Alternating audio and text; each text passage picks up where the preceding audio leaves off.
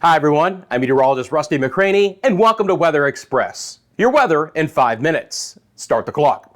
Friends, we have a developing severe weather situation right now, portions of the Great Lakes down into the plains, and this is going to extend through a lot of the central and eventually the eastern side of the U.S. in the next couple days. It's a multi-day severe weather outbreak just beginning to get ramped up right now. Complex storm system, our parent low is in southern Minnesota near what we call the triple point, the warm moisture-laden air all the way into the southern sides of Minnesota, just south of Minneapolis, St. Paul. Look at temperatures in the 70s and 80s. Cold front extends back through Nebraska, and behind that you have snow flying in Montana and Wyoming, up to 10 inches of snow. But the severe storms are beginning to get a little bit rowdier right now. They're going to start to fill in through Iowa and the eastern sides of Nebraska and basically follow that cold front down to the southern sides of Nebraska as well. So the current warnings that are into place, you see another cluster kind of along I-80, and then the secondary stronger cluster of thunderstorms right now again in the southern sides of Minnesota. The red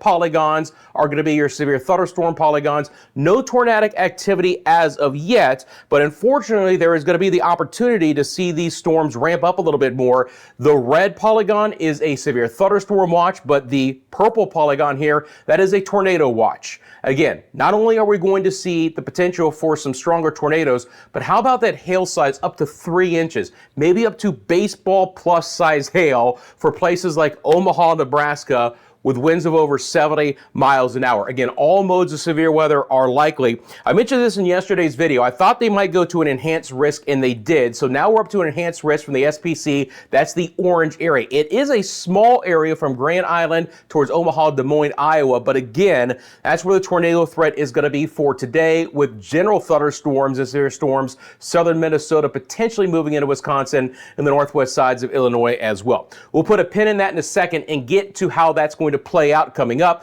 First of all, there's a line of non-severe showers and storms that extend through the Ohio Valley back into the portions of the southern Great Lakes as well. Beautiful day in the northeast at this point in time. The rain does extend into the Carolinas, is looking fantastic. The rest of the southeast, high and dry temperatures right now, really lovely for this time of the year, 70s and 80s. Look at the warm moisture-laden air getting pumped up through the southern plains, and this is an area that will start to come under the gun for severe weather in the next couple of days. You've got, 86 degrees in Oklahoma City, but out west towards Woodward, Oklahoma, 95, Lubbock hit 95, and you contrast that again north of the boundary where you have up to 10 inches of snow for places like Billings, Montana, and temperatures there that are in the 20s, and wind gusts are a huge factor again. Again, high wind warnings, especially for New Mexico, but even up towards Billings, you're looking at wind chill values when you factor in the winds that are in the teens and the 20s. Out west, it's another beautiful day. Pacific storm is non-existent. A little bit of rain towards Utah, and yes,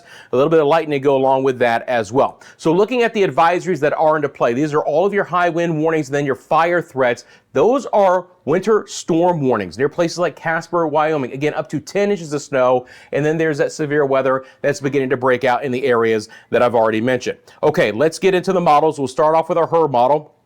This is our high resolution rapid refresh. Going to loop this up over the next 48 hours, break out down how this is going to play out. First of all, you can clearly see this is going to be a prolonged area of severe weather, but also it's going to impact more and more zones.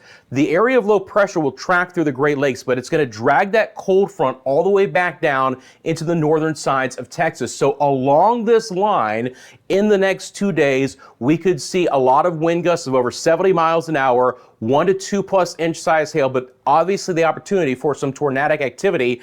And again, snow will continue to fly in the Intermountain West. Denver could get hit hard with a lot of snow as well. So this is going to be a widespread event for us here. A lot of impact in a lot of areas that will feel that. For tomorrow, it's a slight risk from the southern sides of Michigan and Wisconsin through Illinois, including Chicago, Indianapolis, Indiana, Kansas City, St. Louis, back to Oklahoma City and near Dallas. Again, 2 out of 5 on the scale. And then 2 days out, it slides just a little bit farther south. Remember, I told you again, temperatures in the 90s really supporting all of that warm, moisture-laden air with a marginal risk of severe storms up to the Ohio Valley.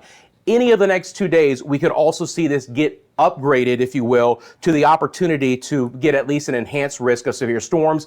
If we're going to get some heavier rainfall for today and have excessive flooding, it's going to be portions of the north side of that low near Minnesota and Wisconsin. Let's take a look at the potential rainfall totals over the next 5 days. You're going to see some areas here on your chart which are going to get to 5 to 6 inches of rain. So flooding is going to be a threat through the southern plains, portions of the Midwest, and the Tennessee Valley as well. And then looking at snow totals, again, this is a significant snow system. I don't want to just, undercut this, because you see all these reds. That's over a foot of snow for Casper, all the way back down toward Denver, and obviously, go west of I-70 there towards places like Vail and Breckenridge. There's a lot of snow coming in the next several days. Friends, I'm out of time. I appreciate you making Weather Express a part of your daily routine. If you wouldn't mind, do me a favor, hit that like button and subscribe to the channel right now. It really helps out more than you imagine. Have a great rest of your day. Stay safe. And I'm back tomorrow with your latest 5-minute forecast.